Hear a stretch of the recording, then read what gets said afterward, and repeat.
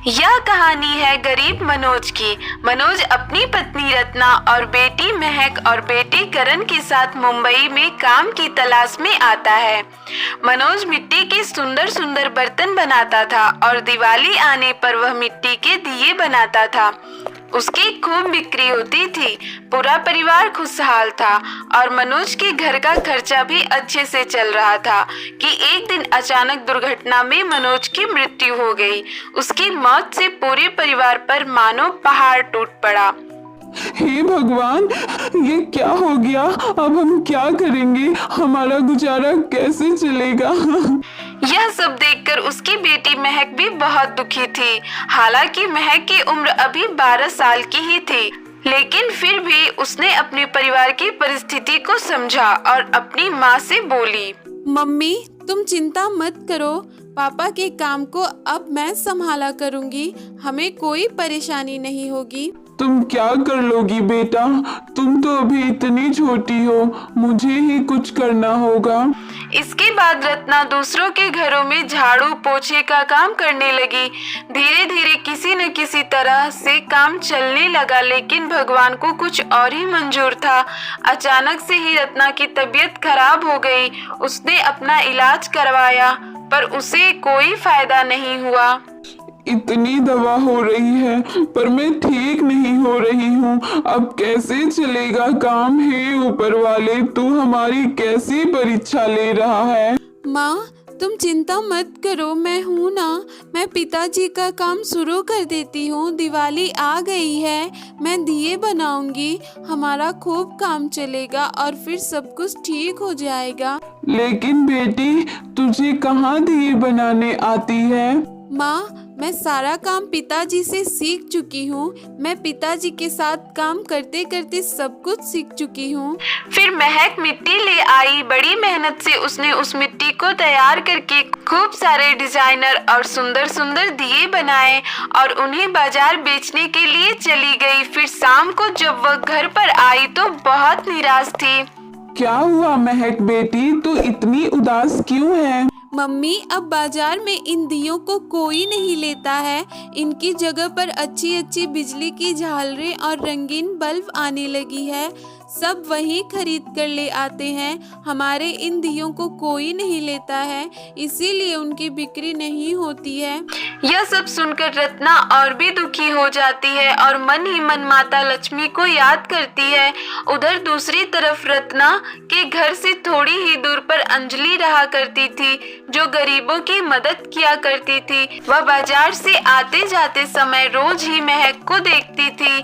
आज भी सुबह जाते समय उसने महक को दिए की दुकान लगाते हुए देखा था और शाम में जब अंजलि वापस घर आ जाती है तो फिर देखा कि महक उदास बैठी थी। उसने महक से पूछा, क्या हुआ छोटी, तुम इतनी उदास क्यों हो? यह सुनकर महक दुखी मन से बोली, दीदी मेरे एक भी दिए नहीं बिके हैं। लोग बिजली की झालर लाकर लगाते हैं। मैंने बाजार में अपनी दिए की दुकान लगाई थी तो वहाँ के दुकानदारों ने मुझे वहाँ से भगा दिया और कहे कि तुम कहीं और जाकर अपनी दुकान लगाओ। तो मैं यहाँ बाजार से दूर बैठी हूँ, इसीलिए लोग यहाँ आते ही नहीं। दूसरे लोगों के मन में एक बात और भी है कि वो अपने स्टैंडर्ड पर ध्यान देते हैं, इसीलिए वो सब बड़ी दुकानों पर जाते हैं और मेरे पास नहीं आते हैं। उन्हें गरीब की फुटपाथ की दुकान पर आने में शर्म आती है। यह कहकर महक रोने लगती है, जिसे देखकर अंजलि को उस पर बहुत दया आ गई। महक अपना सारा सामान अपने घर लेकर जाने लगी। तभी अंजलि बोली, चलो मैं भी तुम्हारे साथ चलती हूँ, शायद मैं तुम्हारी कुछ मदद कर सकूँ। अंजलि महक के साथ उसके घर गई। महक की माँ की हालात देखकर अंजलि तो दंग रह गई। अंजलि महक के घर में चारों तरफ देखी तो उसे महक के घर में कोई सामान नहीं दिखा। बस उसकी बीमार माँ लेटी हुई थी और घर में खाली बर्तन पड़े थे, जिन्हें देखकर लगता था कि कई दिनों से उनमें खाने को कुछ नहीं बना था। तभी महक का छोटा भाई करण ने बताया, दीदी आज सुबह से घर में खाने के लिए कुछ भी नहीं है और माँ की भी तबीयत बहुत खराब है, लेकिन घर में एक भी पैसा नहीं है जिससे कि इनकी दवा आ जाए। इतना कहकर करण भी रोने लगा। यह सब देखकर अंजलि और दुखी हो गई। फिर उसने कुछ रुपए महक को देना चाहा तो महक बोली, नहीं दीदी, मैं ये रुपए नहीं ले सकती, ऐसे मुझे अच्छा नहीं लगता। इससे तो अच्छा होता मेरा ये सामान बिक जाता।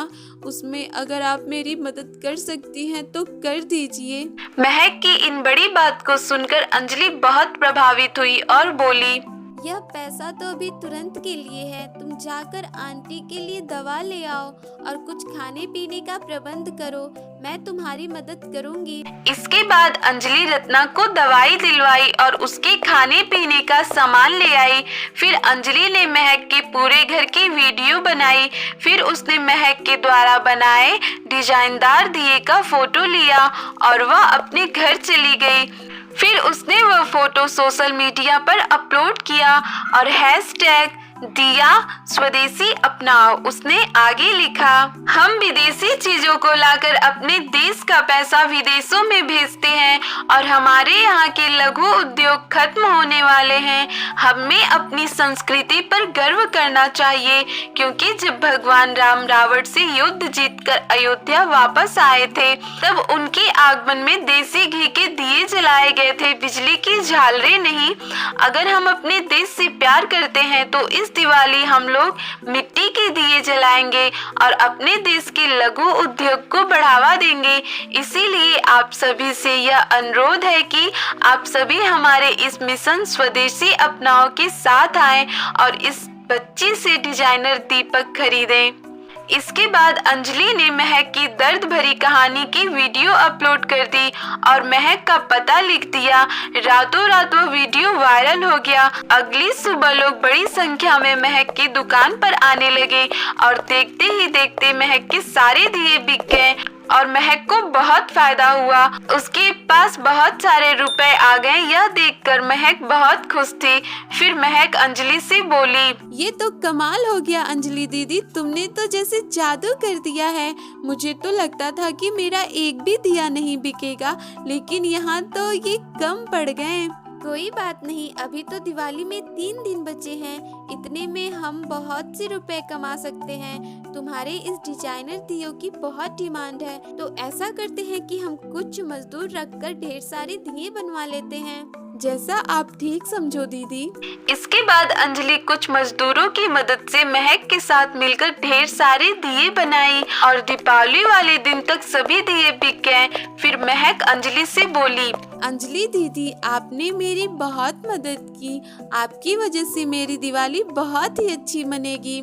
इसके साथ हमने यह भी सीख लिया है कि हमें देश के रोजगार को बढ़ाना है, स्वदेशी अपनाना है। अब तुम्हारे इस डिजाइनर दिए की खूब डिमांड रहेगी। इसके साथ ही अच्छे अच्छे डिजाइनर बर्तन भी बनाओ और तुम्हारे इस काम को फेमस करने का जिम्मा मेरा है। जहाँ तुम जैसी दीदी होगी वहाँ किसी की दिवाली खराब हो ही नहीं सकती।